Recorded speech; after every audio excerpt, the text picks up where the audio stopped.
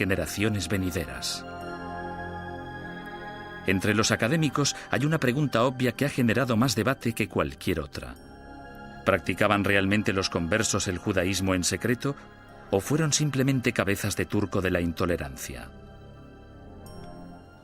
El problema desde un punto de vista técnico es que la única fuente de información que tenemos para responder a esta pregunta proviene del Santo Oficio.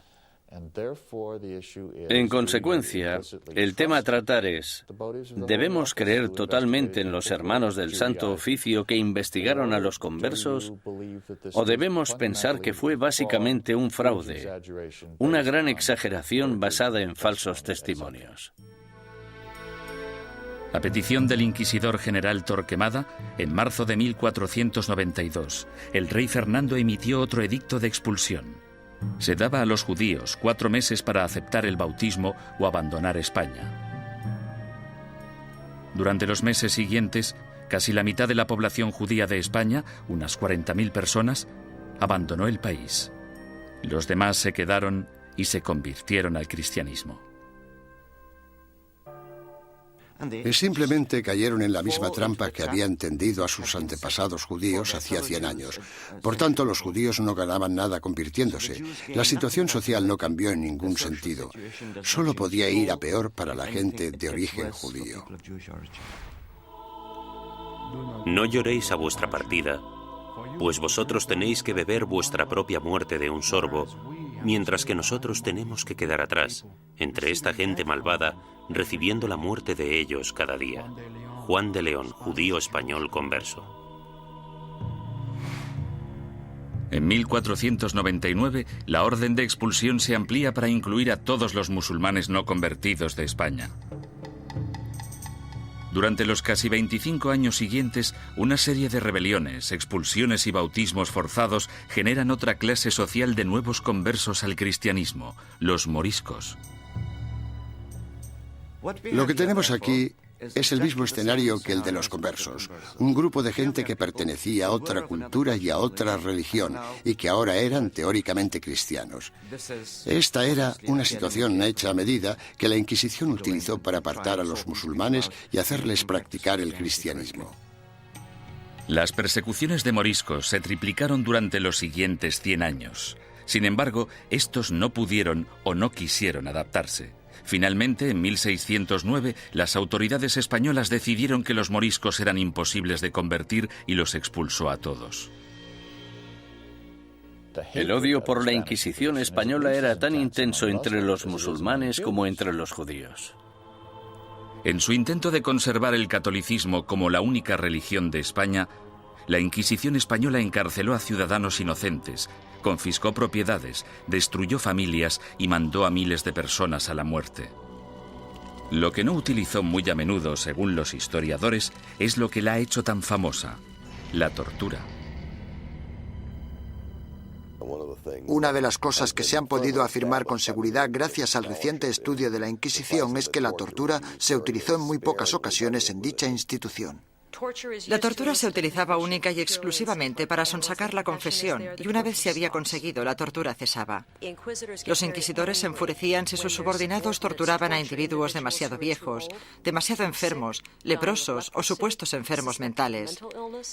Tampoco querían que se torturara a niños. Pero no importa la poca frecuencia de uso. La Inquisición tenía reglas concisas sobre cómo ejercer la tortura. A los prisioneros, ya fueran mujeres u hombres, se les desnudaba. Solo se les cubría sus partes íntimas. No todo el clero de entonces practicaba el celibato, y todos los que lo practicaban no eran capaces de contemplar una escena de estas características una y otra vez sin sentir el más mínimo arrebato de sadismo o satisfacción sexual. Decir que esto podía prolongarse durante siglos es no comprender en absoluto la naturaleza de la sexualidad humana. La garrucha, versión modernizada de la estrapada medieval, se convirtió en el método de tortura más común. El potro, probablemente el instrumento de tortura más famoso de todos, también era muy efectivo, aunque tenía algunos inconvenientes. Su uso no podía prolongarse porque una de las reglas vitales de la tortura era que la Inquisición no podía derramar sangre. Si se vertía una gota de sangre, la tortura debía suspenderse. La toca, o tortura con agua, se convirtió en la favorita de los inquisidores españoles. Durante el terrible sufrimiento, la boca del prisionero se mantenía abierta a la fuerza y se introducía una pieza de ropa por la garganta. Luego se vertía agua por la garganta, de modo que la pieza de ropa quedaba empapada y provocaba al prisionero violentos espasmos. Durante la Inquisición española, la tortura no podía aplicarse más de 3 veces y nunca durante más de 15 minutos. Las afirmaciones que hacían los prisioneros no eran legales, a no ser que las ratificaran 24 horas después, lejos de la sala de tortura. Hubo inquisidores que rompieron las reglas, aunque lo hicieron por ignorancia más que por malicia. El buen juez debe hacer caso omiso de los gritos, lloros, suspiros, temblores o del dolor del acusado. Y toda tortura debe realizarse con tal cuidado que el acusado no se vuelva loco, ni quede herido, lesionado ni indebidamente angustiado. J. Damunder, testigo ocular de las torturas. Se les pedía que siguieran las normas del libro, eso era todo. Yo no he encontrado, sinceramente, demasiados indicios de que se rompieran dichas normas. Me refiero a que tal vez estaban más dispuestos a seguir los procedimientos que los policías de hoy en día. La Inquisición española realizó algunas innovaciones en el área del castigo. La cruz amarilla que llevaban los herejes medievales en sus vestimentas evolucionó hasta un atuendo llamado San Benito. Estas ropas debían vestirse en el juicio conocido como el auto de fe o acto de fe, y luego por encima de la ropa de calle mientras durara la penitencia. La gente que iba por la calle era objetivo de todo tipo de comentarios sarcásticos. Los niños les tiraban piedras, todo esto hacía muy difícil poder ganarse la vida. Ni tan siquiera la muerte liberaba al hereje de la vergüenza. El hábito con el que se enterraba al difunto se colgaba en la parroquia del lugar para recordar a todo el mundo en la ciudad que esa persona y su familia estaban relacionados con la herejía. Muerte y humillación no eran los únicos escollos de la Inquisición. Uno de sus castigos más temidos era convertirse en esclavo en las galeras españolas. Se cree que este castigo fue invención del mismísimo rey Fernando. No tenía nada que ver con la religión, la herejía ni cualquier otra cosa. Pero el rey Fernando se percató de que mucha de esta gente estaba siendo castigada con penas del todo inútiles y pensó, buena idea, ¿por qué no utilizamos a esta gente? Porque yo necesito remeros en mis barcos. Después de la muerte, ser enviado a las galeras era el castigo de la Inquisición española más temido. No puedo imaginarme nada peor que ser esclavo en las galeras. Yo casi preferiría que me quemaran. Al menos acabaría rápido. Durante la expulsión del año 1492, miles de judíos cruzaron la frontera con Portugal, engrosando allí la población judía y reanimando viejas tensiones raciales. A causa de los alborotos resultantes, los judíos portugueses fueron obligados a convertirse al cristianismo, y en 1532 el rey Juan III insistió en que Portugal tuviera su propia Inquisición.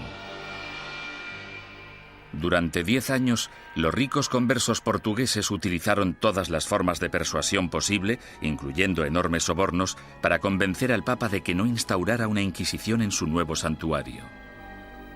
Muchos conversos españoles se fueron a Portugal y de hecho pronto superaron en número a la comunidad portuguesa. Dichos conversos creían que en Portugal estarían a salvo hasta que, evidentemente, los portugueses instauraron su propia Inquisición y todo cambió. La Inquisición portuguesa se puso a trabajar de inmediato con los sospechosos de siempre. Entre 1547 y 1580 se celebraron 34 autos de fe en Portugal con casi 2.000 penitentes y 169 ejecuciones. Las persecuciones fueron tan letales que los conversos, la mayoría de los cuales apenas habían emigrado a Portugal desde España, decidieron volver a su tierra natal y enfrentarse a lo que parecía el mal menor de las dos malvadas instituciones. Tras la conquista militar española del Imperio Azteca en 1521 por Hernán Cortés, los conversos portugueses y españoles pronto emigraron a las Américas en busca de un nuevo comienzo. Pero la Inquisición española les siguió de cerca e inició investigaciones en la recién fundada Ciudad de México. En 1528, 2 conversos españoles fueron quemados en la hoguera tras el primer auto de fe celebrado en tierras del Nuevo Mundo.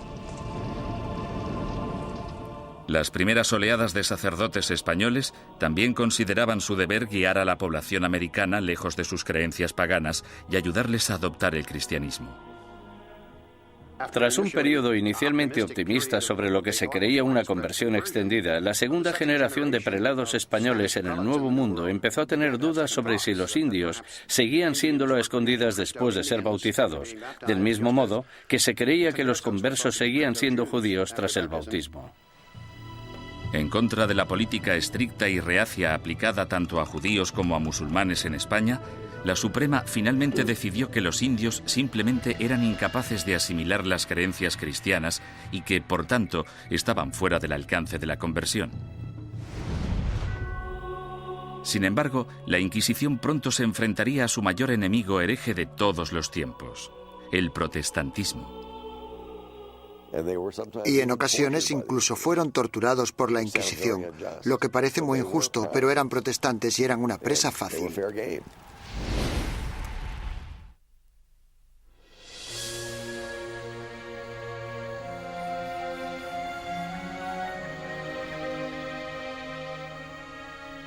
Al mismo tiempo que las inquisiciones española y portuguesa remataban su azote contra los musulmanes y los judíos herejes, otra amenaza apareció en escena.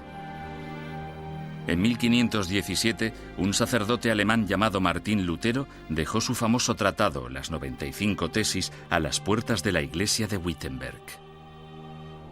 Se trataba de un ataque acerbo a la Iglesia católica. ¿No es cierto que bajo el vasto cielo no existe nada más corrupto, más pestilente y más odioso que la corte de Roma? La que una vez tuvo las llaves del cielo, ahora es una especie de boca abierta hacia el infierno. Martín Lutero. La carismática protesta de Lutero evolucionó hasta convertirse en una auténtica revolución religiosa. El movimiento de la Reforma sacudió a toda Europa. Alrededor del año 1550, las coronas de Dinamarca, Noruega, Suecia y Finlandia ya se habían acogido a la nueva religión llamada protestantismo. El Papa estaba furioso. La forma en la que se contemplaba desde Estados Unidos la amenaza soviética de los años 50 y 60 sería muy parecida a la forma en la que Roma en aquel entonces contemplaba la amenaza protestante. Con sus ajetreados puertos y su extensa red europea de comercio, era solo cuestión de tiempo que las ideas protestantes empezaran a viajar hacia la España católica. En 1577, 2 grupos independientes de adinerados protestantes convertidos fueron descubiertos y arrestados en Sevilla y en Valladolid. Estos arrestos de finales de 1550 fueron terribles para la administración inquisitorial y para el gobierno real, puesto que muchos de los sospechosos ocupaban altos cargos en la burocracia gubernamental. El descubrimiento de 2 organizaciones protestantes en 2 de las mayores ciudades de España causó oleadas de pánico por todo el país católico. El rey español